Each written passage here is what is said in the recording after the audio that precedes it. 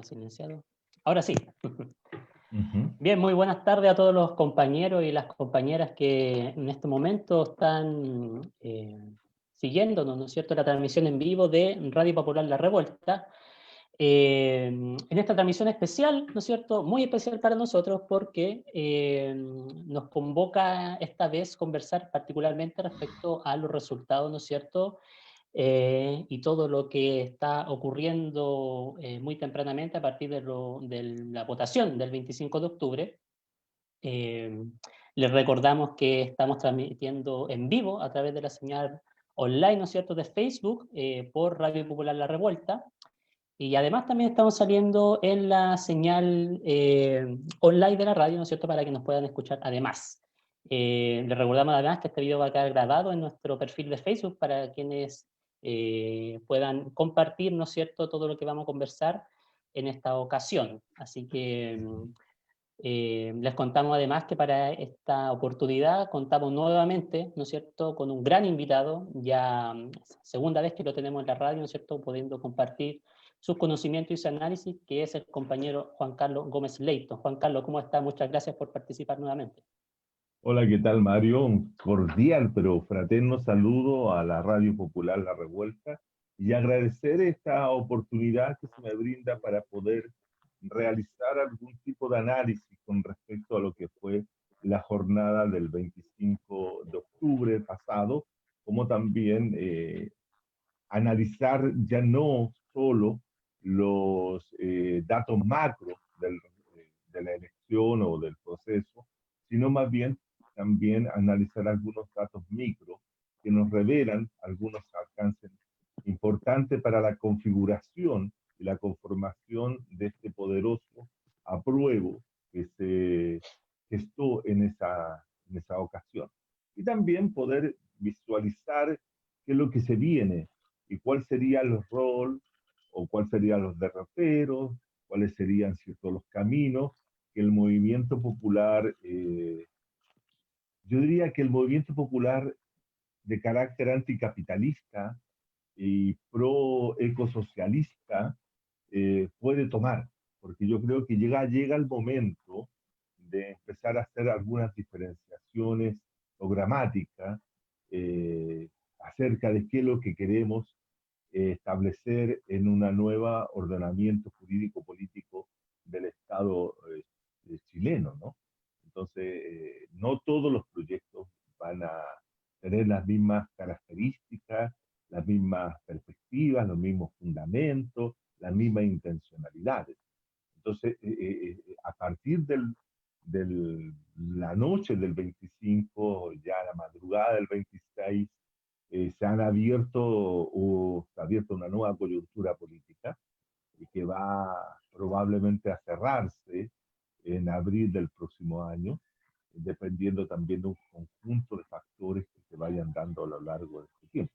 Por eso es bueno tempranamente realizar una conversación, un análisis, una impresión, si ustedes quieren, acerca de los resultados y del plebiscito del 25 de octubre.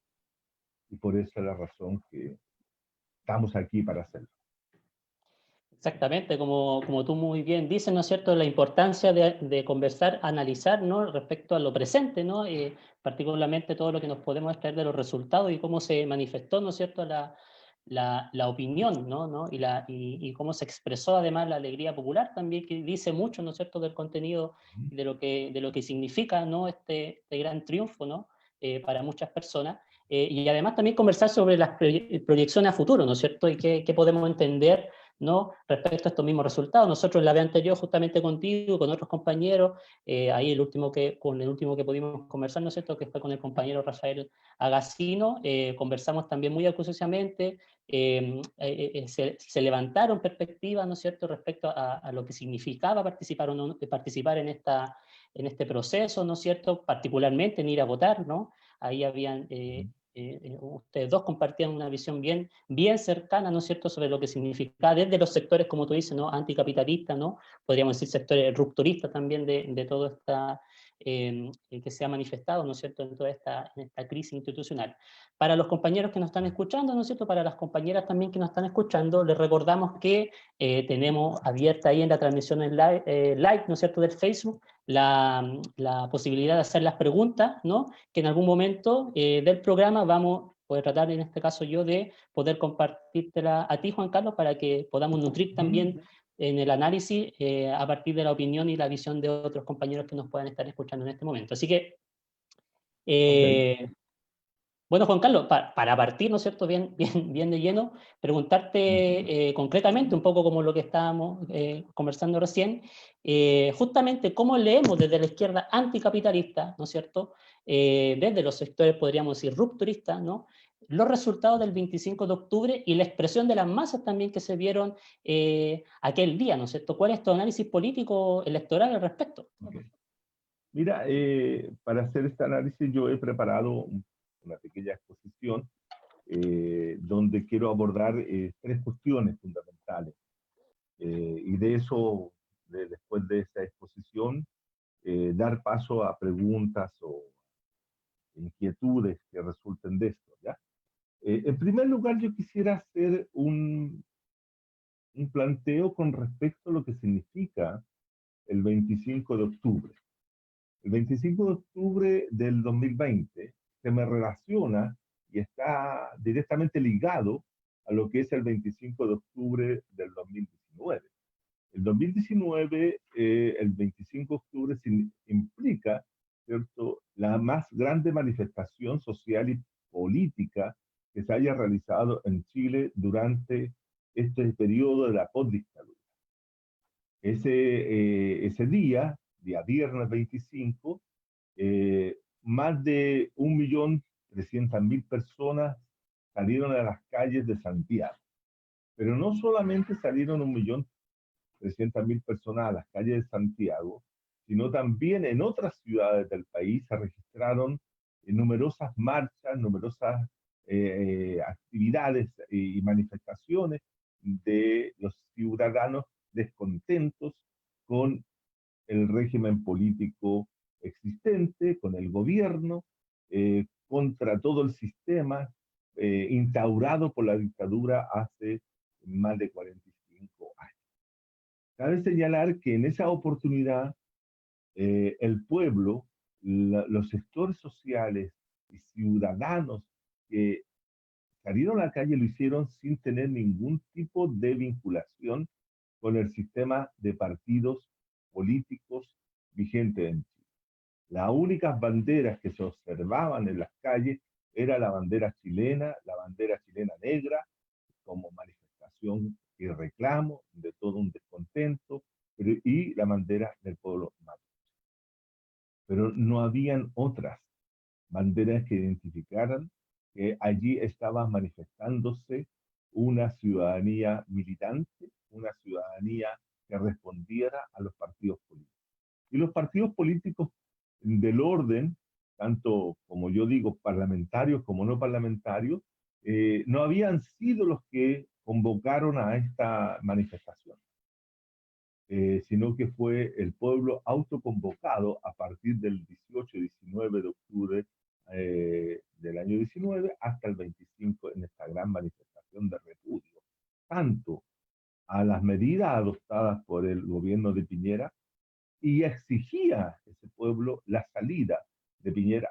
Se le solicitaba la renuncia a Piñera, que hiciera abandono, ¿cierto?, de la conducción del país y dejara paso, ¿cierto?, a una nueva posibilidad de construir un nuevo gobierno que se hiciera cargo de las numerosas demandas que surgían desde la ciudad. Por lo tanto, el 25 de este domingo es el momento también de conmemoración de ese acto. También es un momento de recordación de que lo que había ocurrido en ese instante. Por lo tanto, converge allí una cuestión simbólica. Ahí hay un simbolismo político presente cuando a cerca de 4 millones, yo he calculado, 4 millones de personas salieron en todo Chile a pedir la renuncia de Piñera. 4 millones en ese momento en la calle pidiendo la renuncia de Piñera y del gobierno. Entonces, eso también es interesante tenerlo presente porque después van a ser cerca de 7 millones los que van a participar en el proceso electoral y van a ser cerca de 6 millones los que van a votar por el apruebo. Por lo tanto, aquí estamos viendo que hay una cierta correlación entre la gente que participó en las calles como también de los que votaron, los que se vieron, ciertos, se sumaron a esta gran ola de descontento, de ira popular, de enojo popular, este gran grito, que es un grito que genera una grieta en el sistema neoliberal. También me parece que el concurrir a votar el día 25 es una gesta política, histórica, popular, en el sentido de que hace realidad, logra hacer lo que durante 30 años no se pudo hacer. Quiero señalar que mucha gente que fue a votar el día domingo fue gente que durante 30 años también luchó, se movilizó y incluso más tiempo se movilizó contra la institucionalidad política que había instaurado Pinochet en el año 1980. La constitución política de 1980 impuesta por la dictadura tiene 40 años, no 30, tiene 40 años. Y por lo tanto, había una ciudadanía que se había levantado en contra de ese orden institucional y había luchado de distintas formas para terminar con esa constitución política. Por lo tanto, el día 25 concurre una gran masa de población, muchos ciudadanos, a votar simbólicamente a poner fin a una constitución que siempre había rechazado.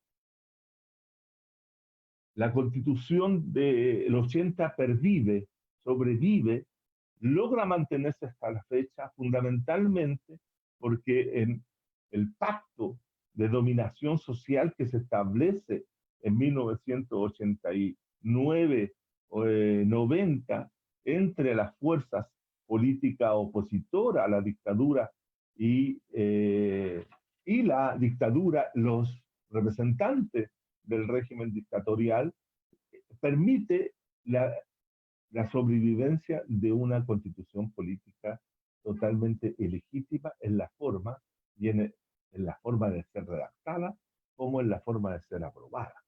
Distintos estudios han demostrado que la constitución política de 1980, ¿cierto?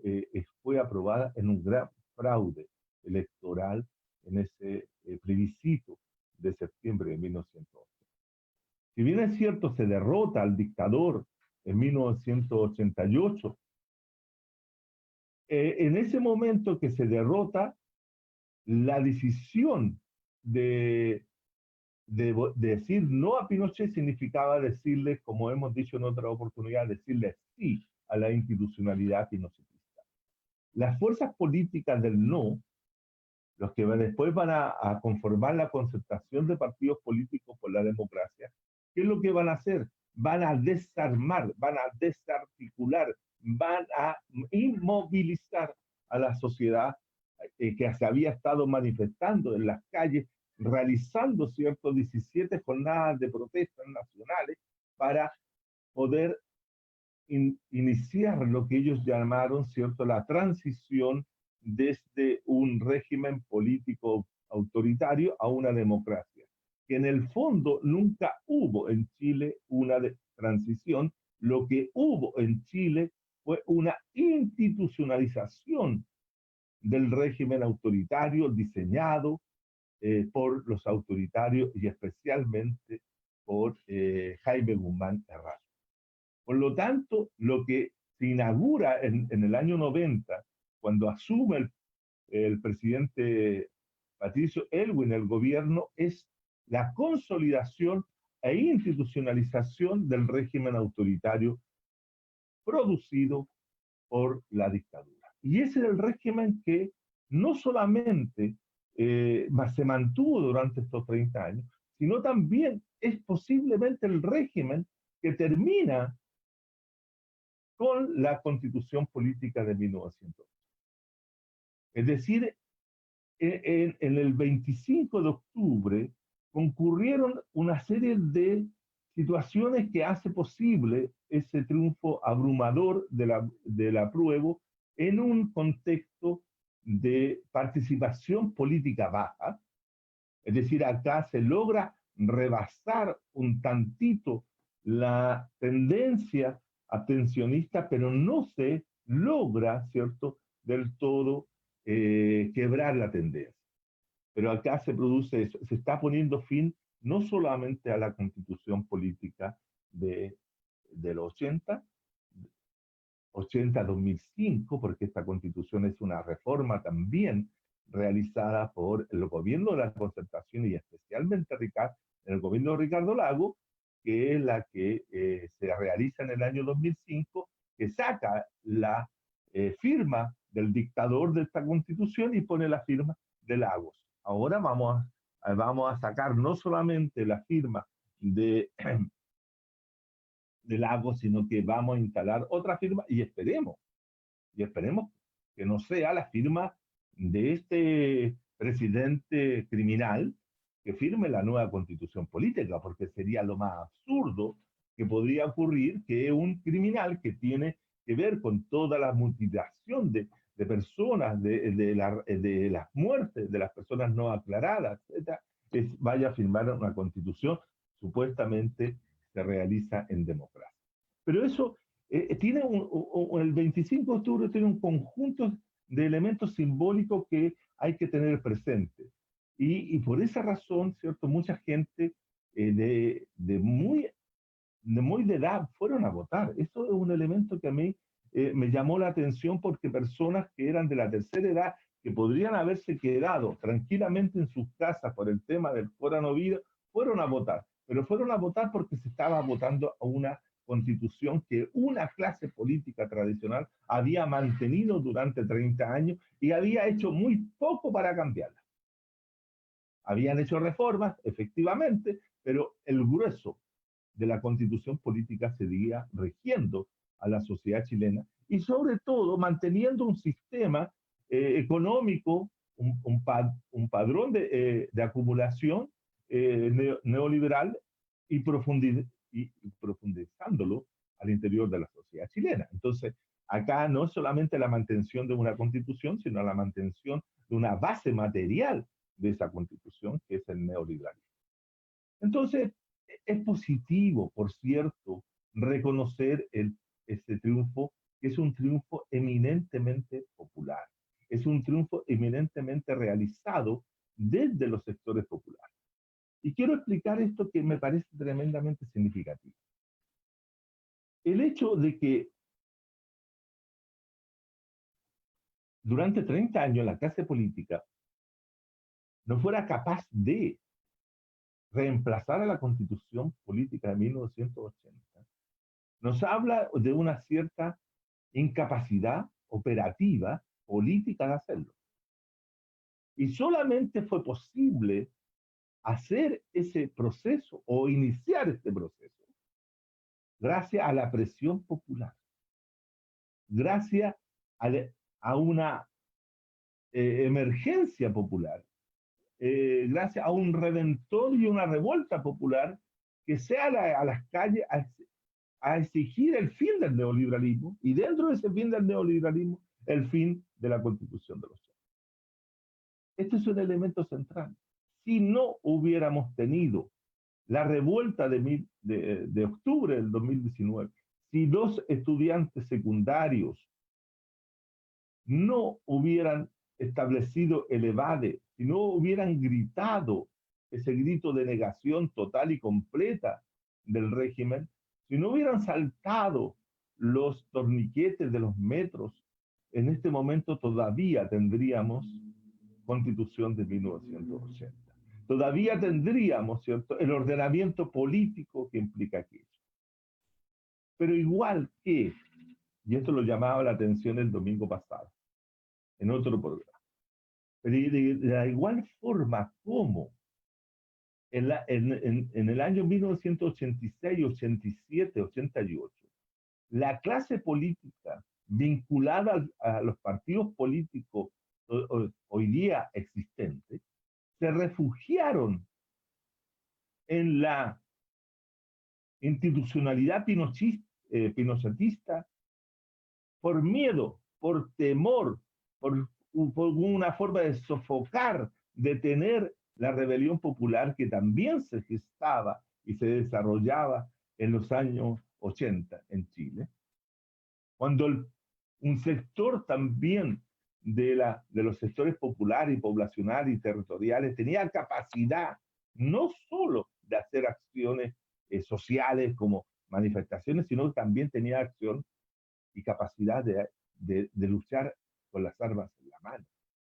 Cuando se hace el atentado contra Pinochet en 1986, ese atentado alerta a los sectores políticos más conservadores que se refugian en la institucionalidad pinochetista.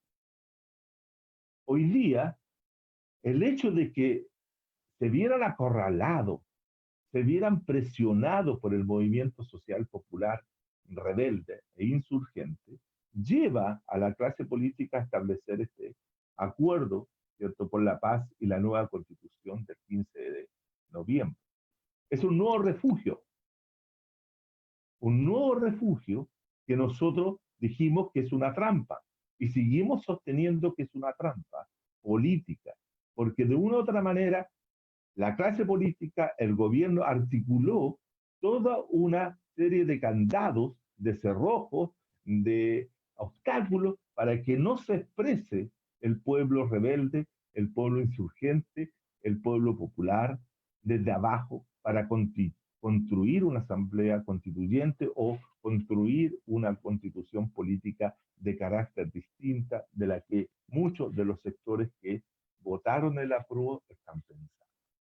De manera entonces que este es un nuevo refugio. Lo que se logró votar, decirle no queremos que la constitución de Pinochet siga adelante. Pero no hemos resuelto aún qué tipo de constitución queremos. No se ha logrado, ¿cierto?, desactivar todo el aparataje constitucional que es de, si lo tuviéramos que decir en términos Foucaultianos, constituye, ¿cierto?, un dispositivo de poder que frena la acción de la sociedad popular. Por lo tanto, en ese sentido, se ganó, pero se ganó y estamos, por decirlo así, y nos hacemos cargo de eso, estamos dentro de la trampa. O si ustedes quieren, están dentro de la trampa todos aquellos que ingresaron y desde afuera hay grupos que estamos observando cómo está funcionando esa trampa y cómo nosotros queremos, ¿cierto?, desactivar esa trampa para que esa gente que entró, esos ciudadanos confiados, esos ciudadanos que entraron para decirle no a una constitución, se encuentran hoy día, ¿cierto?, entregándole cuotas de poder importantes a aquellos que no la tenían en octubre del 19 para hacer una nueva constitución política. Por lo tanto, la trampa está. Y eso es lo nuevo de este periodo que emerge a partir de ahora, del 26 de octubre, ¿cierto?, hasta abril del 2021, ¿cierto?, va a estar operando toda esta maquinaria, que son toda una serie de dispositivos que van a ordenar la discusión. Por lo tanto, una de las tareas que debiera tener el movimiento social popular anticapitalista, rupturista, sería justamente quebrar, romper esa trampa que hoy día está operando. Dicho esto, quisiera pasar al segundo elemento que quiero resaltar hoy día, que es los resultados electorales vistos en el proceso micro, ya no en lo macro. Tenemos claro de que el triunfo, ¿cierto?, de la prueba fue contundente, en la derecha, ¿cierto?, queda reducida solo a la votación de, como se ha dicho, de 5 comunas y de una serie de pequeñas votaciones logradas en otros lugares que no permiten, ¿cierto?, ser más que el 20 o 21% de todo el electorado que votó. Ahora, cuando uno se pregunta, ¿cómo está conformado la prueba? ¿Cómo está configurado la prueba? Y ahí uno comienza a hacer el análisis, y yo lo he hecho. Hace tiempo que vengo trabajando el tema de la abstención en Chile, desde la primera vez que se constituye un descontento masivo donde se produce un alto rechazo a los parlamentarios, hay un alto nivel del voto nulo como del voto blanco y también de la abstención y no participación, que fue el año 97. En 1997 se produce la primera momento de configuración de lo que yo he llamado el partido de los las y les electores, no electores. Es decir, el partido de los no electores, para decirlo francamente, de los abstencionistas activos y políticos. Porque hay dos formas de entender el abstencionismo. El abstencionismo, en términos de la jerga politológica, nosotros hablamos, los cientistas políticos, hablamos de un abstencionismo normal, para referirnos cuando la abstención, la no participación en un proceso electoral ronda entre un 9 y un 10% del electorado y que se considera como situaciones fortuitas que en ese día de la votación se produjeron para los ciudadanos y que no fueron a sufragar. Por lo tanto, siempre si se mueve entre el 1 y el 10% de abstención, estamos en una situación normal. Pero cuando ya la abstención cruza el 10% y se acerca al 15, se acerca al 18, al 20, al 25, al 30, al 40, al 50 o al 60% de la abstención, ya estamos frente a un problema de carácter político. Estamos en problemas de la democracia en su funcionamiento más específico, que son los procesos electorales. Por esa razón, ¿cierto? Mucha gente no tomó en consideración cuando se produjeron las primeras observaciones que la abstención en Chile comenzaba lentamente a subir en las elecciones con el padrón electoral inicial y por lo tanto no le dieron importancia y siguieron su camino como si la democracia estuviera muy bien. Pero cuando ya comenzó a notarse con fuerza que la gente, que los jóvenes fundamentalmente no se inscribían en los registros electorales cuando cumplían 18 años por X razones, desde las políticas hasta las meras sociales, ¿cierto? No entraban al sistema político. Se llevó a cabo esta transformación en que se dijo, bueno, los jóvenes quieren votar en forma voluntaria, entonces vamos a establecer el voto voluntario y vamos a establecer la inscripción automática. Y eso ocurrió a finales a comienzos de la década del 10 de este siglo. Y por lo tanto, al cambiar, se creció el padrón electoral, aumentó significativamente de 8 millones más o menos que existía, creció a 12 a 13 millones, es decir, aumentó un 5 millones. Y ahí se empezó a notar efectivamente que había un grueso de población que no votaba. Que no votaba, y que no votaba, y que no votaba. Entonces, se hacían campañas, se hacían escuelas de educación, etcétera, se introducían elementos propagandistas para que la gente participara y los jóvenes fundamentalmente no participaban. Y se fue acumulando, como he dicho yo siempre, un gran bolsón de abstencionistas y que fueron constituyéndose en la mayoría de la población. La mayoría de la población en Chile hasta el 2017 era una mayoría. Y lo sigue siendo hasta el día de hoy, a pesar de los resultados electorales obtenidos este domingo. Porque si bien es cierto, el umbral fue 50 y 50, si uno suma los votos nulos, que fueron bastantes, y los votos, o no fueron muchos, pero fueron significativos, y los blancos, los no electores, es decir, que no eligen, que no votan una de las dos preferencias que estaban, cruza igualmente el 50% de abstencionistas. Por lo tanto, siguen siendo la mayoría. Siguen siendo la mayoría. Y la pregunta es, ¿por qué siguen siendo la mayoría? ¿Cuáles son las razones que tienen estos grupos para no participar en los procesos electorales?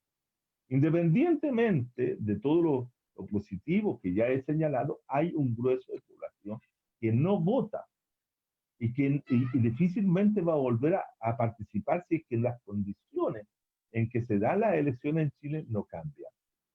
Y es este.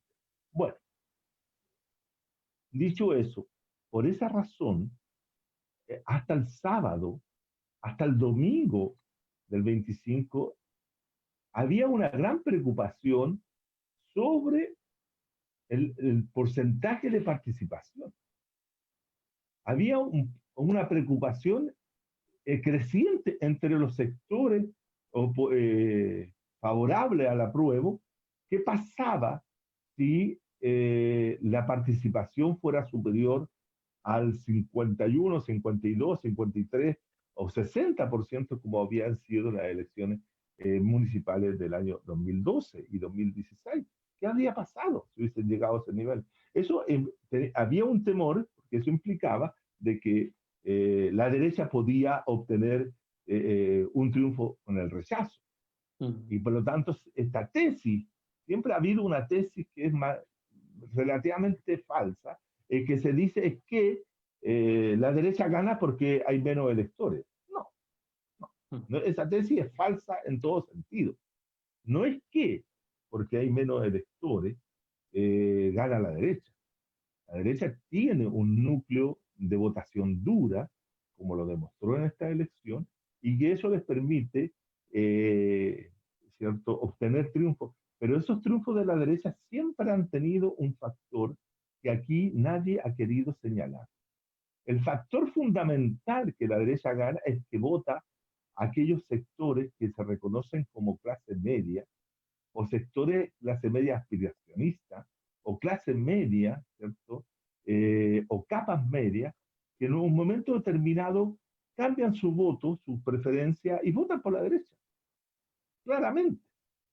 Aquí la derecha, en las dos oportunidades que ha ganado la elección, han existido dos factores que lo explican.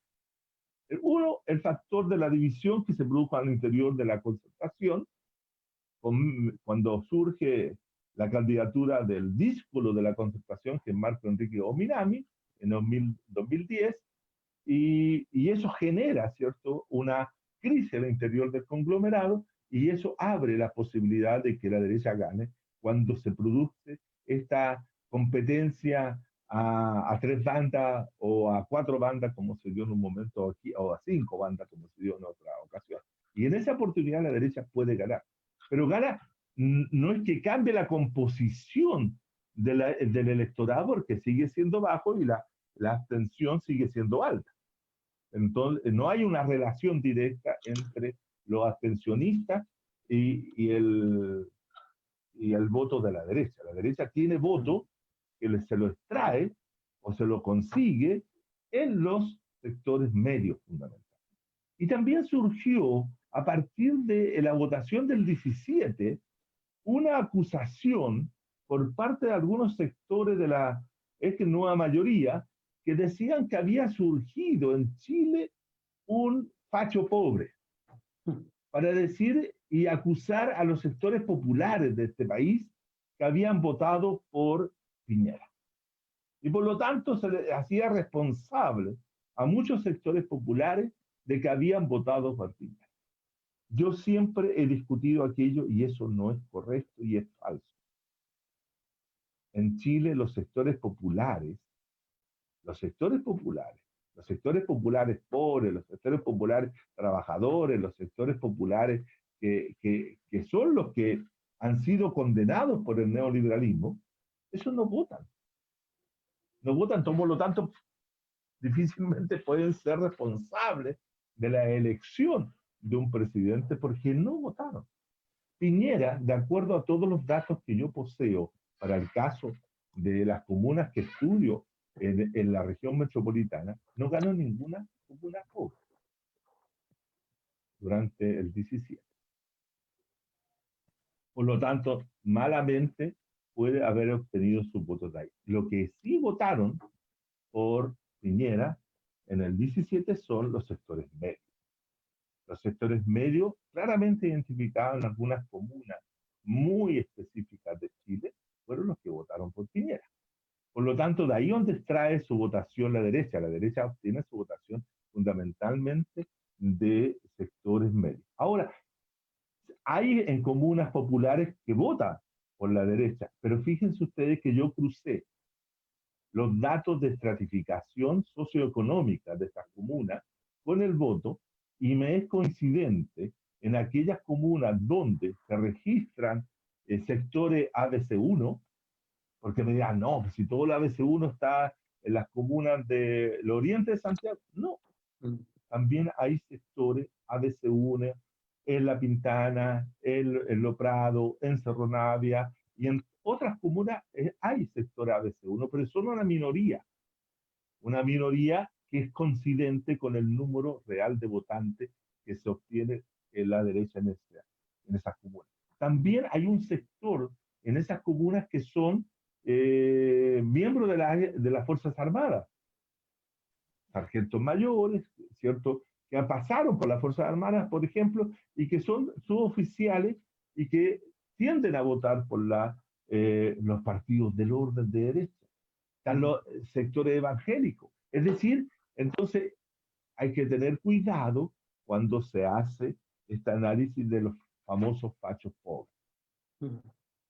Dicho esto, por lo tanto, ¿cómo se compone el apruebo? Porque ahí está el dato. Ahí está lo que debe.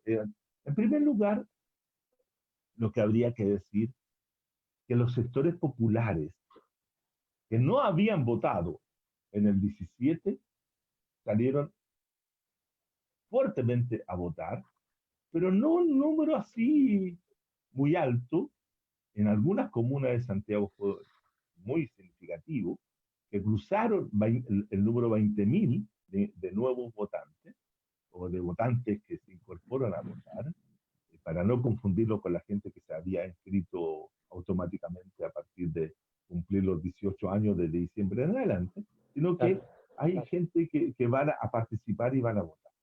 Entonces, por ejemplo, les quiero dar un dato para que no aburrirlo con cifras, pero en la comuna de que mayor gente vota del sector popular que se incorpora en esta oportunidad es el caso de Puente Alto, que registra nada menos que 67.685 personas de esa comuna que no habían votado anteriormente y votan ahora.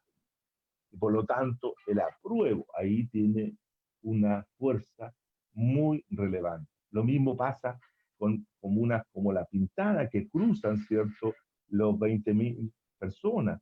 Otra comuna como Estación Central llega a 24.000, otra Peñalolén 25.000, La Florida 28.000. Pero fíjense ustedes que Maipú también es tan importante el número de votantes populares que llega a 53.000 personas. Entonces, este triunfo de la prueba es un triunfo popular. Me preguntaban con respecto a La Pintana. La Pintana vota y dobla su votación con respecto a lo que había sido el 17. Pero esos jóvenes o esas personas, mejor dicho, que votan, porque no son todos jóvenes, ¿cierto?, son personas que tienen el recuerdo vivo de uno de los miembros de la primera línea, que es uno de los primeros fallecidos, por decirlo así, en las escaramuzas, que es Mauricio. Mucha gente va a votar porque está la memoria de ese joven que entregó su vida luchando por un Chile mejor. Por lo tanto, ahí también está eso. Y lo extraordinario es que todas las comunas que votaron por la derecha en la elección pasada, se divide y en un 20%, en un 25%, o perdón, en un 50% se dirige el voto hacia el apruebo. El apruebo entonces tiene voto de los ex piñeristas, que votan ahora por el apruebo, están los militantes, simpatizantes, adherentes y votantes tradicionales de los partidos de la exconcertación y la nueva mayoría, y estos nuevos sectores que van a votar. Por lo tanto, tenemos un apruebo que tiene tres caras, tres rostros. Y además, también dentro del apruebo, porque aquí también hay que sumar, están los sectores de las comunas altas de Chile que votaron por él. Si bien es cierto, están estas tres comunas, Las Condes, Vitacura, ¿cierto?, que aparecen como ganadora el rechazo, pero hay un número significativo de personas que también votó por el apruebo en esas comunas. Por lo tanto, la suma, todo esto refleja que esto es variopinto.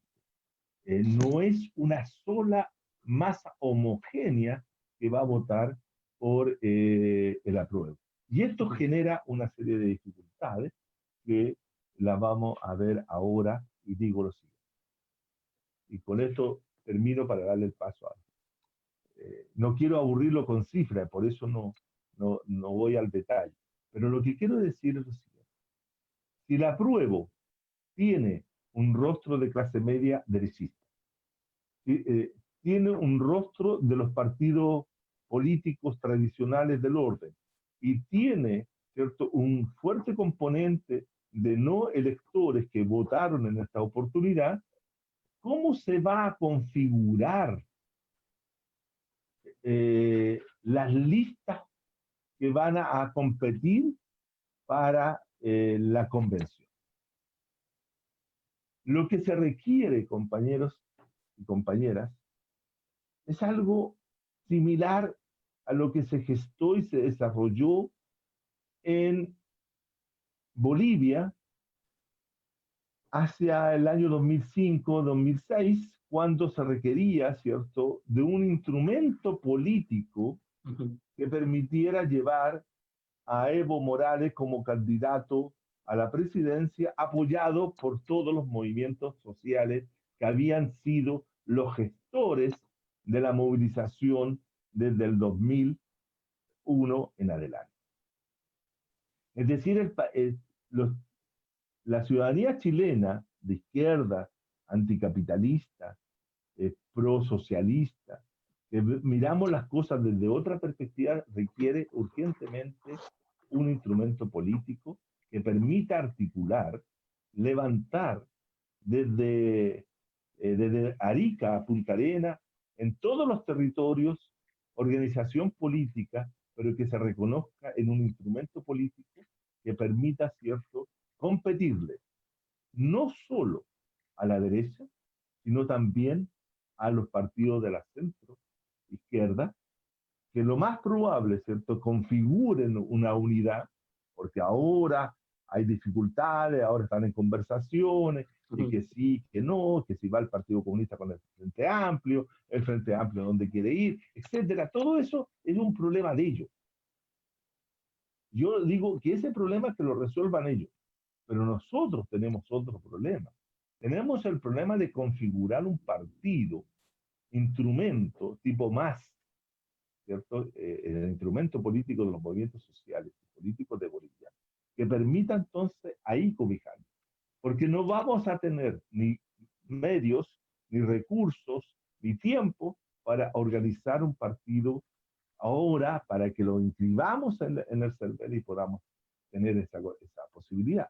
Tenemos que ser capaces de levantar también para participar en el proceso electoral que se viene, que es la configuración, ¿cierto?, de esta convención, o transformamos la convención en una asamblea constituyente, pero tenemos que tener un órgano, una plataforma, una unidad de todas estas diversas orgánicas que nos permita entonces llevar a cabo. Porque si no, ese papel, ese rol que cumplieron todas las personas que fueron a votar el día 25, va a ser simbólica porque se le dijo no a la asamblea, perdona, no a la constitución de Pinochet, De pero Pinochet.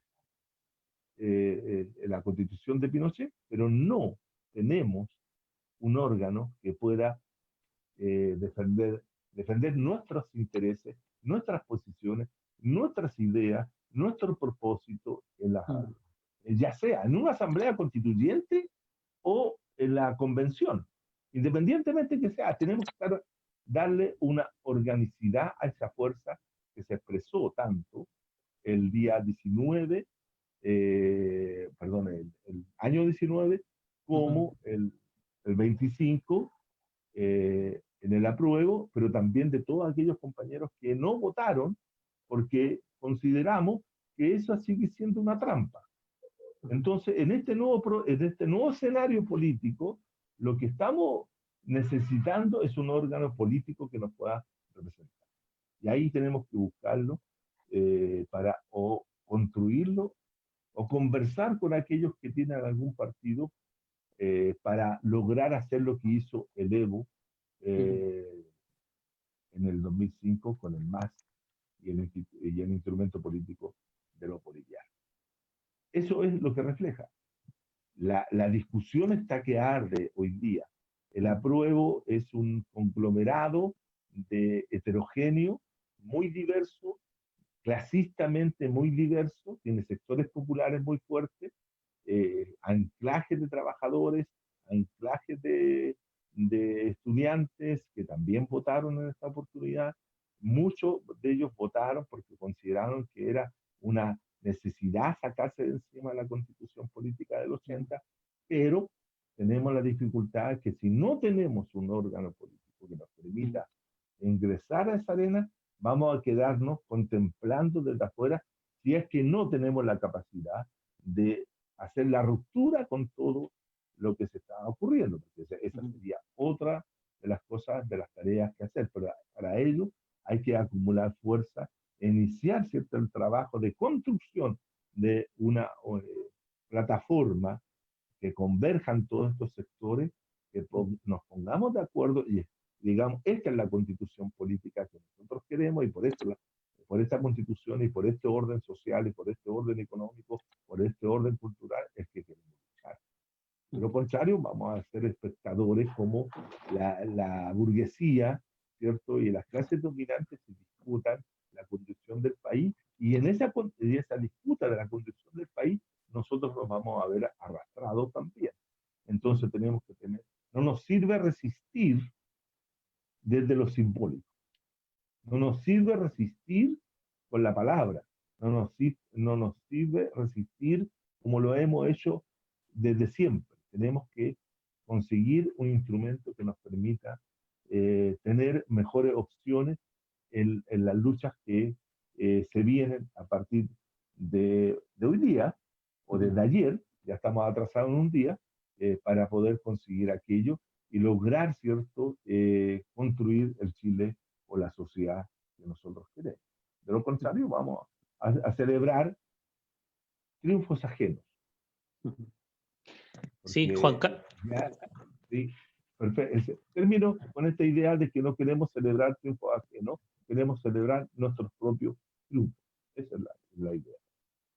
Claro, claro, claro. Se entiende completamente en la línea, de alguna manera, de lo que ya es un recuerdo, ¿no es cierto?, en cuanto a los detonantes de este reventón, de esta revuelta social, ¿no?, en el sentido de que fueron los estudiantes secundarios que de alguna manera desarrollaron un método de lucha, ¿no es cierto?, tratando justamente de instalar, ¿no?, una coyuntura propia y de ir construyendo su propia historia, evidentemente desconociendo, ¿no es cierto?, los efectos que esto iba a acarrear, pero claramente detrás de esa acción, ¿no es cierto?, que ya sabemos lo que desembocó, existe la imprudencia, podríamos decir, ¿no es cierto?, del estudiante secundario, que ya es histórica, de ir instalando, ¿no es cierto?, lo que realmente pasa en la sociedad y sobre todo en las clases más bajas, ¿no es cierto?, en la clase trabajadora. Ujú. Comentar y consultarte además porque hay una sensación, nosotros también entre los compañeros hemos estado conversando, evidentemente, ¿no es cierto?, a partir de esto, muchos también compartiendo las visiones en el sentido de restarse de esta participación, de esta forma de expresar, ¿no es cierto?, una opción, ¿no? Ujú. Pero sin duda hay una sensación muy grande en el sentido de que la expresividad de la masa, ¿no es cierto?, ya asentado, digamos, con la seguridad de haber ganado, ¿no es cierto?, este plebiscito, una expresividad en el sentido de que el voto no es un voto como en algún momento se pensó, o muchos teníamos el miedo que es un voto de tranquilidad, ¿no es cierto?, un voto flojo, por así decirlo, o vendido, ¿no es cierto?, de votar e irse para la Online, casa. Claro, claro. justamente lo que se manifiesta desde lo simbólico, ¿no?, como tú comentabas, en las manifestaciones del domingo en la noche, ¿no es cierto?, en las marchas, Ujú. también en la lucha directa, ¿no es cierto?, con la represión, es que es un voto que mantiene vivo justamente el sentido de rechazo, ¿no es cierto? O sea, y particularmente cuando podíamos ver que los medios de comunicación de alguna manera competían entre darle tribuna, ¿no es cierto?, ahí a Piñera, que fue a votar, poco menos fue a las 5 de la Ujú. mañana a votar para que no lo funaran, ¿no es Ujú. cierto?, frente a cómo veíamos también de los medios masivos de comunicación, que sabemos que están, digamos, bajo el amparo del poder, ¿no? Cómo todos iban a grabar como los compañeros mutilados, ¿no es cierto?, estaban ejerciendo su derecho a voto también, ¿no? Las imágenes de la gente mayor, como tú dices, ¿no es cierto?, que es un actor protagónico en este alce, ¿no es cierto?, alza, ¿no?, de la Ujú. participación, también iban a votar con esta memoria, ¿no?, una cuestión muy también emotiva, ¿no es cierto?, de esta generación, sobre ir a derribar, ¿no es cierto?, la estructura pinochetista, ¿no?, que existe. Eh, Sin embargo, ¿no? La pregunta, la que me interesa, digamos, que tú puedas tratar de compartir nuestro análisis es la manifestación, ¿no es cierto?, popular de masa que nosotros percibimos, que muchos compañeros participaron también del 25 de octubre, ¿no es cierto?, del domingo, votando.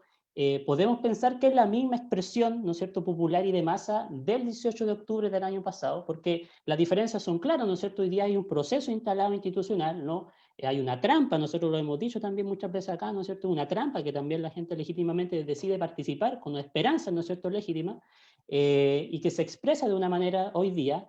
Sin Ujú. embargo, la masividad, ¿no?, del 18 de octubre fue una masa descontenta, insurgente, ¿no es cierto?, que ejerció de alguna manera una lucha distinta, ¿no es cierto? El 18 de octubre Ujú. no se caracterizó por desbordar las calles simplemente en manifestación, se caracterizó por el ejercicio de la lucha violenta, ¿no?, como forma de hartazgo, ¿no?, de una política ya de 30, 40 años, ¿no es cierto?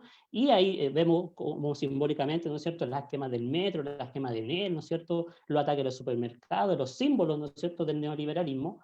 Ujú. Entonces, a nosotros nos hace un poco reflexionar qué está pasando con esto. La fuerza que nosotros podemos percibir este 25 de octubre es la misma que la fuerza desplegada el 18 de octubre y en los días posteriores, o hay una variación en su composición, ¿no es cierto? Porque evidentemente la forma de expresar, ¿no es cierto?, el malestar ha cambiado, ¿no? Si hacemos un análisis un poco más somero, ¿no?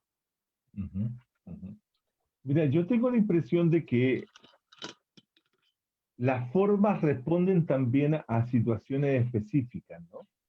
A situaciones y circunstancias en que el despliegue de la fuerza, el despliegue de la correlación de fuerza en un momento dado, o del despliegue de ciertas organizaciones políticas filoleas, ¿no? Mm, El mm, 18 de octubre, que en realidad comienza, como todos sabemos, el 14 de octubre, cuando se suben mm, las tarifas del metro y comienza esta manifestación a plantear el evadir, es una suerte de acumulación de fuerza desde el 14 hasta el 18, en la cual ya la manifestación adquiere una completa característica de revuelta de una insurgencia popular, ¿no? Una insurgencia popular que tiene como un componente muy significativo el uso de la violencia política. Acá no es un uso de la violencia por la violencia, sino que es un uso de la violencia política que se va a manifestar en contra, como bien decías tú, los símbolos del capitalismo neoliberal, de los actos de justicia popular que llevan a cabo una serie de grupos para hacer sentir su presión, hacer sentir su presencia, hacerse manifestar y que sean vistos. Si esto hubiese sido el 18 del 14 al 18, una pequeña manifestación donde la gente gritaba el descontento y después se retiraba ordenadamente a sus casas y después al otro día volvían a hacerlo y así se veía perdiendo en la fuerza de esa protesta y terminaba diluyéndose como tantas otras protestas se diluyeron en acciones que no traspasaban ciertos límites o eran, como los califican, manifestaciones pacíficas. Acá la acción, y aquí donde viene lo rupturista, lo que implica, ¿cierto?, el uso de la violencia política, como diría Salazar, la violencia política popular. Cuando la violencia política popular se manifiesta en las calles, se manifiesta en el espacio público, cuando confronta directamente a las fuerzas del orden, cuando confronta todo aquello, hay una reacción, y evidentemente que esa reacción genera temor porque son miles de personas que están en las calles manifestándose en contra de un orden.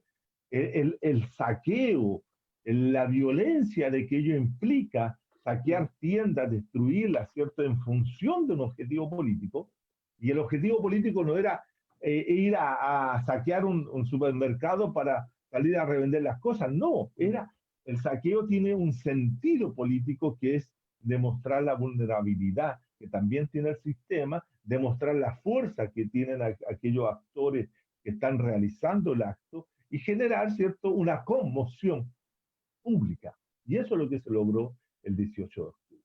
Se logró, ¿cierto?, conmover, se logró, como yo digo, agrietar, generar una gran grieta en la dominación y que todos respondieron porque todos los dominadores se sintieron amenazados por parte de los dominados.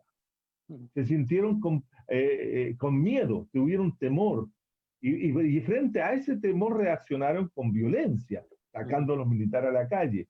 Y bueno, la reacción siguiente de una ciudadanía que no iba a aceptar militares en las calles y los confrontó. Entonces, entre el 14 y el 12 de noviembre, cuando se hace la gran huelga general, que también tiene efectos sobre el proceso productivo, sobre el proceso de distribución, sobre la paralización de las actividades económicas, también les generó temor y por esa razón se vieron obligados a encontrar una solución. Y esa solución fue la que ya estábamos conversando. Ahora, esa potencia política, esa potencia plebeya, esa potencia rebelde, insurgente, va a dominar todo el periodo e inclusive sobresaltando este acuerdo que si no fuera por la pandemia, otro escenario político estaríamos comentando hoy día. Pero vino el escenario, vino la pandemia, vino el encierro, vino el control ahora sanitario, el miedo y el temor a la muerte entre muchas personas generó la situación que hemos visto, pero también la rebeldía quedó dando vuelta, quedó manifestándose, se empezaron a articular, surgieron movilizaciones, cuando se establecieron las cuarentenas, surgió el mundo de las ollas populares que después lograron ciertas distorsiones, porque fue manejado también por los medios de comunicación, tratando de entregar una suerte de olla popular, solidaria, pero no con el componente revolucionario de muchas ollas que tuvieron en poblaciones de nuestro país. Por lo tanto, siguió. Ahora, todo el cúmulo de experiencia de los conversatorios, de los encuentros, de discutir esa potencia todavía está viva. Esa potencia, toda esa energía popular que se desarrolló entre octubre y estos meses, ¿cierto? Todavía está sin poder ser explosiva. Ahora, no son similares las expresiones que se vive el 25 de octubre de este año. Es otra forma de expresar una molestia, un descontento, un enojo, una ruptura. Es otra forma. Creo que hubo una lectura por parte de ciertos grupos que consideraron que ir a sufragar, de ir a marcar el voto en el apruebo, era también una forma de decirle, nosotros estamos con todos aquellos que hicieron estos procesos en octubre y por lo tanto queremos manifestarnos de esta forma. Pero también hay que señalar, compañeros, que hay mucho, porque eso también es el dato. Y el dato también refleja que hay muchos compañeros y compañeras a lo largo de todo Chile que no fuimos a votar porque consideramos que esta era una trampa y ahí está, ¿cierto? Todo ese grupo de personas que no votaron, cerca del 50%, cerca de 7 millones también de personas que no fueron a votar. Si también eso también es un tema que hay que analizar porque ahí hay una fuerza política que está contenida, que estamos ahí visibilizados, que no somos referente para nadie, que todos nos insultan porque nosotros somos capaces de decir que no estábamos con esto y hay personas que han sido, bueno, uno mismo ha sido acusado de facho, de esto y de este otro, porque los que están en el otro lado consideran que ellos tienen la verdad. Nosotros no tenemos la verdad, tenemos una forma de ver las cosas distintas a las que ellos tienen, pero nosotros tenemos también nuestras luchas, que son nuestras luchas propias y que queremos construir una sociedad de otra manera. Por lo tanto, aquí hay una potencia, hay potencias, hay energías diversas, pero todas pueden ser unidas para formar una gran movimiento que pueda tener, ¿cierto?, una presencia política y disputar el poder. Ahora, ¿qué es lo que tenemos? Nosotros quebramos el poder. En la insurgencia quebró el poder. Las manifestaciones abrieron un boquete en el poder. Ahora lo que tenemos que hacer, compañeros, tenemos que luchar por el poder. Ahora, ¿cómo se lucha por el poder? Bueno, en primer lugar, como se plantea siempre, construyendo una organización que nos permita unificar propósitos, principios, perspectivas, estableciendo un objetivo específico en los tiempos que se están presentando para disputar el poder. Tenemos que entrar a disputar el poder. O sea, el triunfo de Chávez en Venezuela, después de recoger toda la experiencia de que fue la manifestación del Caracazo, es la lucha por el poder. No podemos repetir, y aquí quiero ser muy claro, no podemos repetir lo que ocurrió en España con el Podemos, cuando el 15M, ¿cierto?, se constituye como una gran organización en contra de lo que era el Partido Popular, lo que era el Partido Obrero Socialista y todo el sistema, para que después se funde el Podemos y terminen dentro del sistema. Nosotros tenemos que crear condiciones de ir a luchar por el poder, discutir el poder, enfrentar al poder, enfrentarlo en todos lados. Tenemos que tener capacidad, compañeros y compañeras, para lograr, ¿cierto?, triunfar, disputando el poder en el espacio local, comunal. Tenemos que ir a disputar la alcaldía. Tenemos que empezar a construir el poder desde abajo. Como dicen los zapatistas, construir el poder desde abajo y desde la izquierda. Pero disputar. Yo no soy de la idea de que tienen algunos compañeros zapatistas de que el poder se construye en forma paralela al poder del Estado. No. El poder se discute donde está el poder. Y el poder, ¿cierto?, en Chile está localizado. Y ahí está la nueva etapa que se abre. El poder está localizado en las comunas, el poder de los alcaldes. Ahí hay que pelear. Hay que tener también capacidad para ir a pelear la intendencia, ir a pelear los consejeros regionales. Esos son espacios de poder político que no los podemos mirar desde afuera. Tenemos que ir a pelear. Ir a pelear con todos los instrumentos que nos permitan hacerlo. De lo contrario, ¿cierto?, vamos a estar observando estas luchas desde afuera.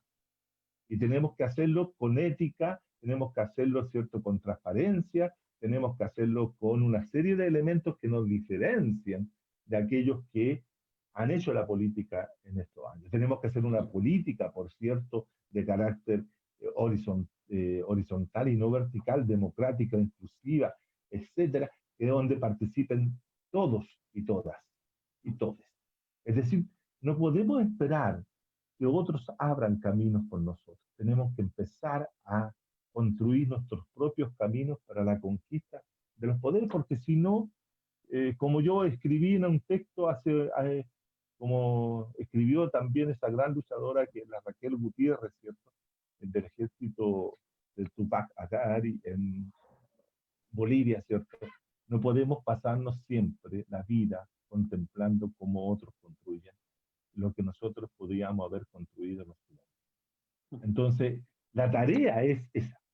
El otro día, cuando ustedes estuvieron ahí, estuvo Rafael Agacino, con el cual yo comparto muchas de las ideas que hemos expresado en diferentes foros, y a veces ni siquiera sabemos en qué estamos, pero estamos diciendo casi lo mismo.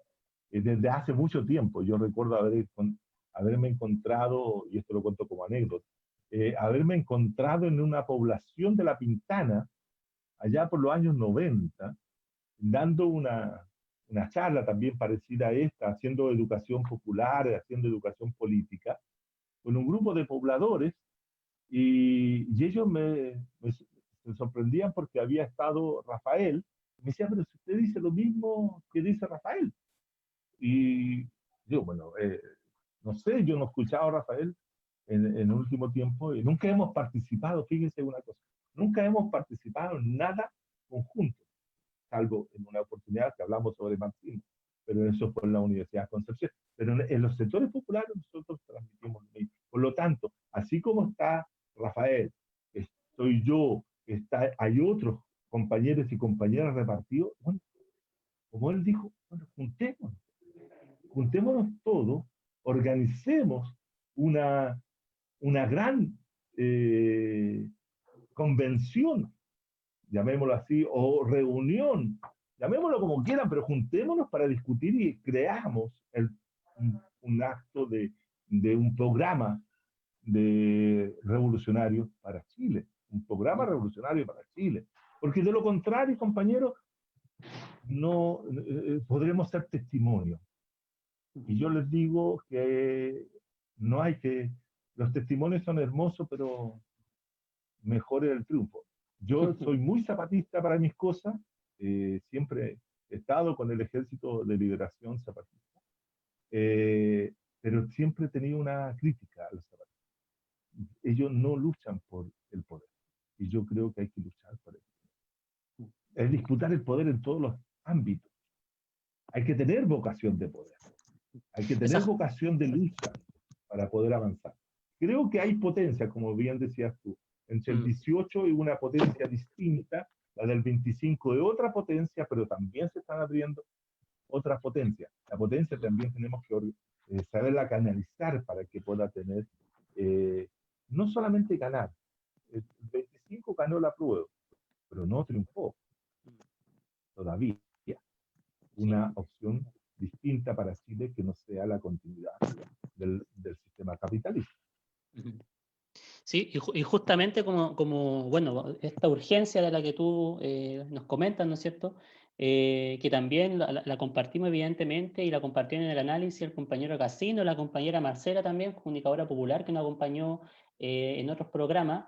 Es lo que hoy día también se ha estado discutiendo, incluso, y ni siquiera, digamos, dentro de los resultados ahora después del domingo, ¿no es cierto?, sino previamente, y es una discusión histórica, ¿no es cierto?, desde la izquierda anticapitalista, ¿no es cierto?, la gran unidad, ¿no es cierto?, y ahí yo creo que es importante también, de una vez por todas, ¿no es cierto?, aclarar en este sentido, que cuando se ha pensado en el concepto de un partido, de un aparato, de una plataforma, ¿no es cierto?, se hace evidentemente alejada de la lógica y de los vicios de los actuales partidos políticos. Que evidentemente tiene una lógica neoliberal, ¿no es cierto?, de mantener el sistema capitalista, ¿no es cierto?, y la dominación en unos pocos. Evidentemente, cuando se ha hablado, por lo menos en este espacio, ¿no es cierto?, de la radio, cuando se ha hablado de una plataforma, ¿no es cierto?, de lucha, que puede, digamos, armarse a la medida de justamente de quienes la construyen, se piensa claramente alejada, ¿no?, de estos vicios, ¿no? Y eso es súper importante porque además muchas colectividades políticas, también muchos grupos territoriales, ¿no es cierto?, compañeros individuales también, precisamente caen en la confusión, ¿no es cierto?, de pensar o de escuchar evidentemente simplemente la palabra partido, aparato, ¿no es cierto?, estructura, como algo que por defecto te va a llevar de alguna manera y te va a consumir y te va a terminar transformando en un partido político más, ¿no es cierto?, del orden. Y eso es justamente la lucha también ideológica que hay que entablar, ¿no es cierto?, y las discusiones que también que se tienen que ir dando dentro desde las mismas organizaciones políticas y de los militantes políticos de izquierda. Mira, eso es lo que acabas de decir es tremendamente significativo, porque acá también hay que poner en discusión una cuestión. Hay que poner en discusión el tema de la democracia. La democracia no es solamente la democracia que conocemos, la democracia liberal representativa, sino también se puede construir, se puede diseñar, se puede elaborar, se puede hacer una práctica democrática radicalmente distinta de la forma como hasta el día de hoy se nos ha planteado la democracia. Yo tengo la impresión, por ejemplo, que cómo podemos explicar el triunfo de el MAS y de Luis Arce y de Choquehuanca en Bolivia. ¿Por qué? Porque ahí se construyó un órgano político, que era el MAS, que era capaz de reclutar, reunir, militar, hacer sentido al tipo de democracia que los bolivianos instalaron a partir del 2010 en adelante. La democracia boliviana, ¿cierto?, fue defendida por los propios sectores populares, por la plebe que consideró que ellos eran los constructores de esa democracia. Y por eso salieron en su defensa cuando se enfrentaron con las fuerzas de los militares y de la policía, fundamentalmente en octubre del año pasado, acumularon fuerzas, se reorganizaron y pelearon la democracia que ellos habían construido, que ellos habían construido. No había sido la construcción de las clases dominantes y le volvieron a recuperar el asunto. Pero el asunto de dirigir el gobierno en su plena disposición democrática. Por lo tanto, nosotros tenemos que ser capaces de pensar y crear una nueva democracia. Y una democracia que pueda tener distintas formas de organización y participación. La participación en un órgano democrático no se traduce solo en ir a marcar un voto, sino también se manifiesta en distintas formas. Una democracia local, directa, participativa, activa, ¿cierto? Donde tal vez los cargos públicos tengan algún tipo de responsabilidad mayor de lo que hoy día tienen con respecto a los grupos que las componen, la comunidad, que puedan ser electos a través por sorteo, por ejemplo. ¿Por qué no sortear en los cargos públicos en una comuna? ¿Por qué no aceptar a aquellos que quieren ofrecerse a ser el gobierno local o a ser parte del gobierno local? ¿Por qué tenemos que reducir todo en esta fórmula autoritaria, totalitaria del voto? Yo creo que hay otra forma de producir el ejercicio del poder político, del poder público. No podemos reducir todo a que la gente quede reducida, el ciudadano, el sujeto quede reducido a marcar un voto. Y luego, ¿cierto?, se va para su casa y deja que otros elaboren. Sino, ¿cómo hacemos que las comunidades, que los espacios, los barrios, sean responsables de la propia política que se desarrolla ahí? Y así vamos a ser responsables también de la política nacional, de la política local, regional y nacional, porque estamos dando un tipo de participación diferente. Acá siempre se dice, no, es que no se puede porque acá la política tiene que ser un voto, porque es la única forma. No, fíjense ustedes, el día domingo la gente fue, votó y, y ahora tiene que volver a votar en, en abril. ¿Y quiénes van a ser los candidatos? ¿Quién les va a proponer? Unos señores que estaban ahí, señoras y señoras, y señoritos, y esto quedó, se van a reunir y van a decir, mira, ahora voten por esto. Entonces todos los demás van a ver las listas y decir, ya, yo voy a votar por este señor que conozco. Fíjense ahora la farandulización de los candidatos que se están proyectando como constituyentes, la cantidad de rostros de la televisión. Es decir, no porque un señor venda libros, malos libros de historia, se tiene que transformar en un constituyente. No porque uno dice ciertas cosas en la televisión y se vuelve famoso por eso, va a ser constituyente. No, tiene que haber otros requisitos para hacerlo, pero no requisitos excluyentes, ni elitarios, ni meritorios, sino que pueda ser una persona cualquiera y común y silvestre. ¿Por qué no? ¿Por qué no? ¿Por qué esta situación de decir que los que saben es como la República de Platón? Platón siempre pensó que los intelectuales y los filósofos, Dios nos libre, de que Dios existe, ¿cierto? Que nos libre del hecho de que no sean los filósofos los que vayan a gobernar. Pero Platón pensaba eso. Pero eso de que sean los filósofos los que gobiernan, eso se tradujo ahora, en la actualidad, que sean los que saben los que tienen que gobernar, los que tienen que hacer las leyes, los que tienen que dirigir. No. Una élite intelectual. Aquí, una élite intelectual. Por eso la democracia, desde mi punto de vista, se transforma en un sistema muy aristocrático.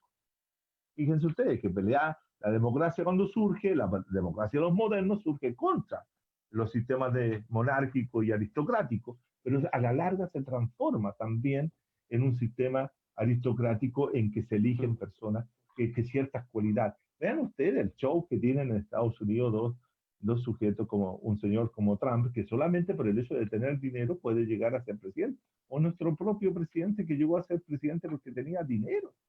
Y toda la gente le reconocía que por tener dinero iba a ser mejor. Y ahí ven ustedes lo que resultó. O otros decían, no, es que la persona tiene que ser inteligente, un estadista. Un estadista, esa idea del estadista, ¿cierto? Ah, Ricardo Lagos es un estadista. Y Ricardo Lagos vendió este país y lo regaló al mundo, ¿no? Lo vendió a los españoles, a los mexicanos, las carreteras, etcétera, etcétera, ¿cierto? Entonces, ese son los... No, tenemos que pensar en Bolivia, la élite política de Bolivia no quería a Evo porque era indio, pero ese indio hizo mucho más por todo el pueblo boliviano de lo que habían hecho la élite durante 200 años de gobierno de la élite dominante blanca. Entonces, aquí hay un desprecio por lo popular, hay un desprecio, pero nosotros tenemos que ser capaces de crear otras condiciones de posibilidad, crear otro espacio para los sectores populares, para que se representen todos aquellos que quieran estar en el gobierno, punto. Aquí no hay sabios que sean... Sí, hay que saber ciertas cosas, por cierto, porque el gobierno requiere ciertos técnicos, pero eso se pueden contratar, ¿no? No necesariamente tienen que ser los que... Porque así se puede controlar. Se puede controlar. ¿Por qué a Maduro le tienen tanta mala en Venezuela? Porque Maduro era un chofer de tranvía y llega a ser presidente. Entonces, claro, le rompemos los esquemas.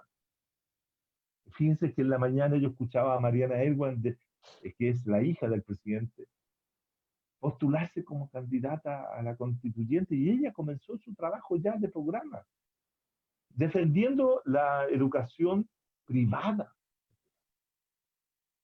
Entonces, mucha gente, Mariana Elwin, Patricio Elwin, presidente, entonces, obviamente que ellos usan su apellido para generar estos afectos entre la población. Pero yo tengo la impresión, compañeros, que tenemos que ser capaces de ir a disputar esa hegemonía, porque eso es una lucha hegemónica, ir a disputar cada uno de esos espacios, disputarlo con todos nosotros allí, y disputándolo en todas sus formas, porque si no, insisto, si no, nos vamos a quedar.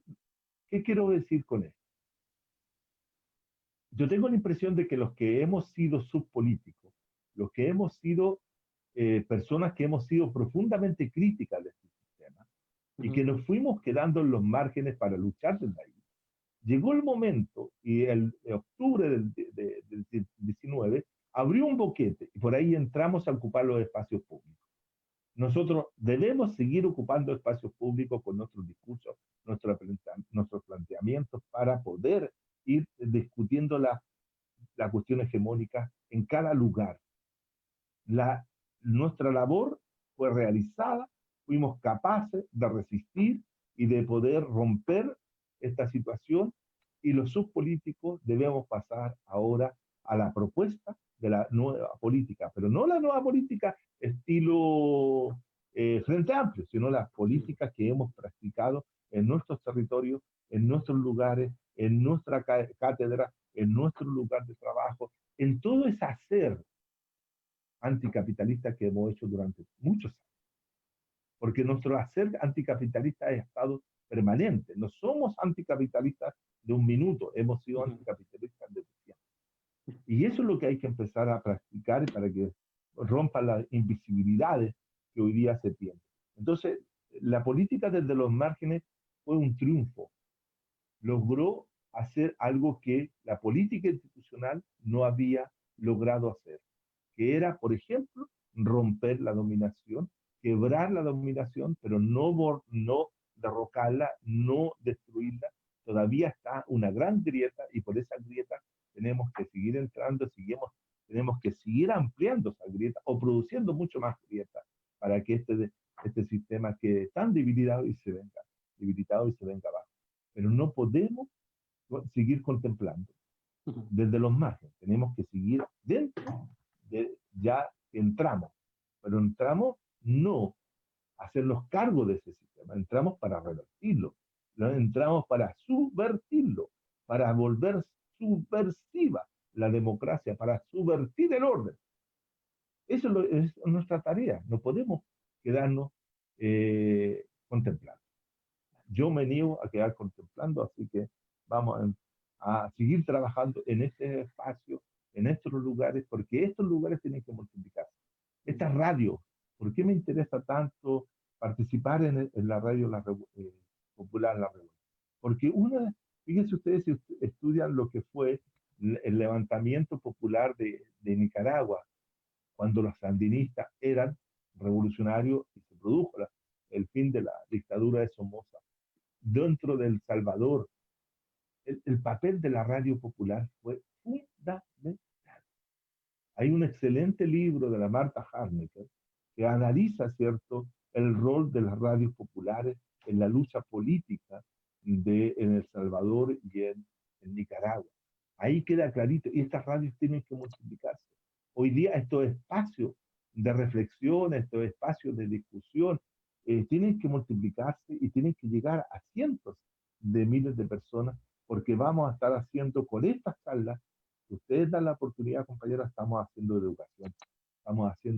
educación popular, estamos aprendiendo todos y cada uno de nosotros en este proceso de construir una alternativa revolucionaria para Chile. Esa es nuestra tarea, construir una alternativa revolucionaria para Chile.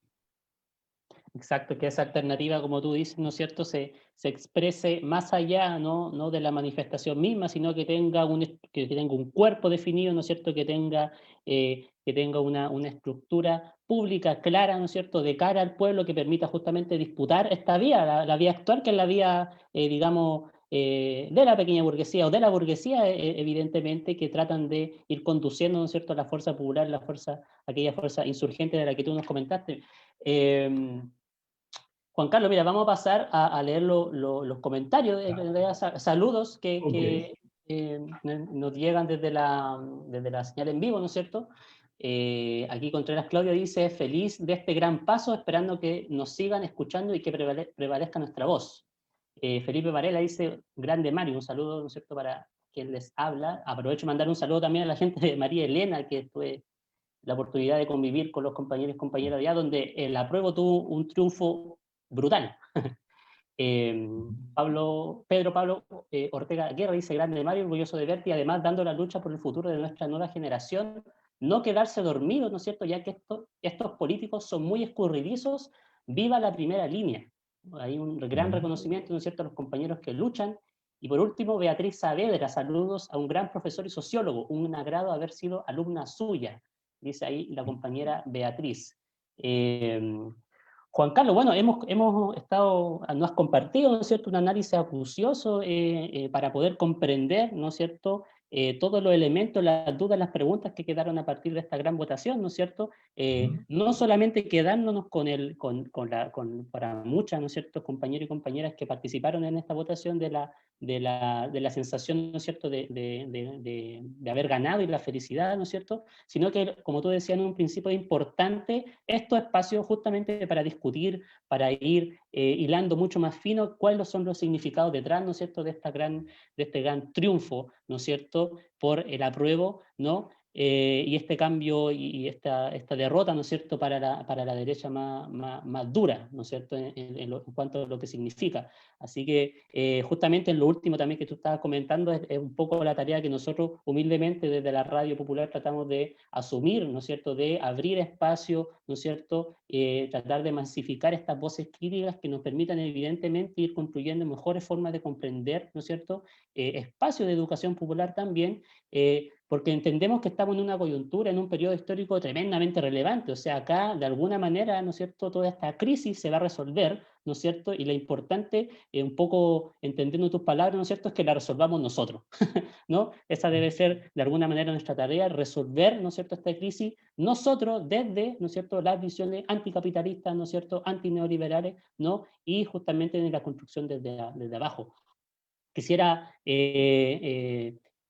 bueno, estamos un poco al cierre del programa, ¿no es cierto?, pedirte a ti unas últimas palabras, un mensaje ahí para los compañeros militantes, ¿no es cierto?, para quienes están hoy día escuchándonos y que van a poder también escuchar este programa en el futuro desde las organizaciones políticas, desde las organizaciones territoriales, ¿no es cierto?, que han venido dando la lucha desde antes y sobre todo hoy día, ¿no?, que ahí tú tienes un mensaje claro, un poco en el sentido del qué hacer, ¿no es cierto?, que es no solamente irnos a la casa, ¿no?, con el pecho inflado, ¿no es cierto?, para quienes participaron de esto, sino que la tarea, como también haciendo referencia a lo que decía el compañero Agacino en el programa anterior, queda mucho, mucho trabajo, que es el trabajo, ¿no es cierto?, de este gran topo de la historia, ¿no?, y que estamos mucho, ¿no es cierto?, de ir fortaleciendo hoy día más que nunca las organizaciones populares, ¿no es cierto?, fortaleciendo más que nunca las organizaciones estudiantiles, ¿no es cierto?, territoriales, populares, ¿no?, y por lo menos desde el trabajo que nosotros tratamos de hacer es un poco aportar en esa línea. Así que te dejo ahí algunas palabras al cierre para que tú nos puedas ir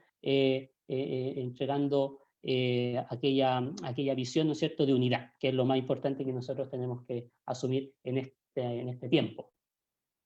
Sí, yo tengo la impresión, compañeros y compañeras, que llegó el momento en que las organizaciones políticas anticapitalistas, las organizaciones sociales que tienen una proyección distinta de la que hasta ahora se han discutido, tengan una voz más fuerte, porque este espacio no lo abrieron los que han estado siempre con el sistema, lo abrieron aquellos compañeros y compañeras que, dispuestos a luchar y dispuestos a arriesgar su vida, lo hicieron. Y lo hicieron, ¿cierto?, a partir de mucho antes, yo diría mucho antes que el 18 de octubre. Este es un proceso de acumulación de fuerza social y política que viene cabalgando desde hace unos 20 años. Entonces, el topo de la historia, ¿cierto?, ha caminado bastante tiempo y ha ido fortaleciéndose y hoy día es capaz de plantearse. Pero hoy día no es que y no se entienda, y quiero dejar muy claro que no se entienda de que yo estoy por entrar en los espacios y en las arenas electorales tal cual como se han configurado hasta ahora. Mm. Lo que yo estoy señalando es que a partir de la fuerza social que hemos tenido, ser capaz de ir a disputar los poderes. Disputar el poder no solamente se hace desde lo electoral, porque claro, compañero, se ganó, como decías tú, en algunos sectores como un amplio sector del apruebo. Pero ese apruebo tiene que transformarse en poder. En organización. Claro, poder. Poder tiene que manifestarse el poder de eso. Porque Mm. si mañana, ¿cierto?, las organizaciones no tienen capacidad de organizarse para disputar el poder en forma directa, con los que tienen y detentan el poder hoy día, va a ser simplemente declaración tras declaración, manifestación tras manifestación, sin producir desplazamientos de poder. Lo que se tiene que hacer es un desplazamiento del poder. O sea, lo que se logró, ¿cierto?, en algunas sociedades como la venezolana. Y yo no estoy diciendo que es el modelo que yo quiero seguir, no, estoy poniendo como ejemplo comparativo, ¿cierto? O lo que se logró en Bolivia son desplazamientos efectivos del poder. Y acá hay que producir esos desplazamientos. Y por lo tanto hay que prepararse para ir a luchar cada uno de los espacios de poder. ¿Qué es lo que me refiero, por ejemplo, a discutir un espacio de poder? Discutir un espacio de poder también es discutir una junta de vecinos. También es una disputa de poder. Es disputa de poder ganar un centro de alumnos. Sí, los chiquillos lo saben mejor que yo. Disputar un poder también es disputar el poder de la conducción de la escuela, de un sindicato. Todos esos espacios de poder son necesarios ser discutidos y confrontados, porque ahí hay que producir desplazamientos de todos los poderes, ¿ah? Para poder llegar a los poderes más gigantescos hay que disputarlos todos. Entonces, esa es la tarea, esa es la tarea que tenemos que hoy día asumir la disputa por el poder. Y el micropoder, el mesopoder y el macropoder. Todos los poderes se ponen en disputa. Todos los poderes se ponen en entredicho. La manifestación del poder constituyente no es solo ir a discutir en una asamblea, en un cabildo, no, hay que discutirlo en todos lados, en todos los espacios. Hay que hacer una práctica del anticapitalismo en todos nuestros espacios, en todo. Gritar nuestra rabia contra el capital, gritar nuestra ira contra el capital. El capital te mata, como decía el otro día bien Rafael, te mata todos los días, de distintas formas, y nosotros lo dejamos que nos mate muchas veces.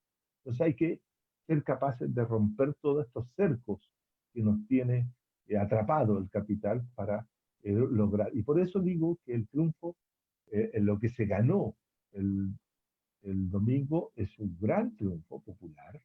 Yo subrayo lo popular, pero no hemos ganado aún nada. O sea, nada en un sentido metafórico. Claro. Porque muchos critican que uno diga esto.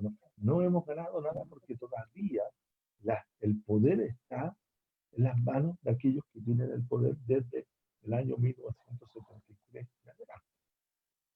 No hemos cambiado la estructura del poder. Y eso es una tarea que hay que trabajar. Trabajar todos los días para destruir el poder. No podemos no discutir el poder. Eso es lo esencial y lo fundamental. Esto es una estación, es un hito. Quedó el hito y quedará marcado en los anales de la historia, como decían los romanos, el hito fundamental de esta situación. Pero ese hito histórico, por mucha fuerza que haya tenido, no está produciendo la ruptura que debiera producirse. La ruptura fundamental se dio entre el 18 y el 12 de 18 de octubre y el 12 de noviembre del año pasado, cuando ahí se hizo. Fíjense ustedes que esto, 30 años, los políticos se la pasaron discutiendo que sí, que no tenemos quórum, que no alcanzamos, es que esto, que no podemos cambiar esto. Y bastó la fuerza del pueblo, organizado, porque siempre se dice, los que quieren decir que no había organización, que esto fue un caos, fue vandalismo, no, fue una fuerza del pueblo organizado que actuó, ¿cierto?, el día entre el 18 y el del 12 y produjo esta gran grieta que nos da la oportunidad de empezar a discutir el poder. El poder hay que discutirlo y pelearlo y confrontarlo. Esa es la gran lección que nos deja la historia. Y ahora tenemos que hacerlo. ¿Para qué? Como digo, para construir el gran programa revolucionario para el pueblo. Un programa revolucionario anticapitalista y pro vida. No pro vida de lo otro, sino la pro vida de la naturaleza, de los seres humanos, de todos nosotros. Por lo tanto, tenemos que trabajar. Yo invito acá a todos los que me están escuchando, a todos los dirigentes sociales, pequeños, ¿cierto?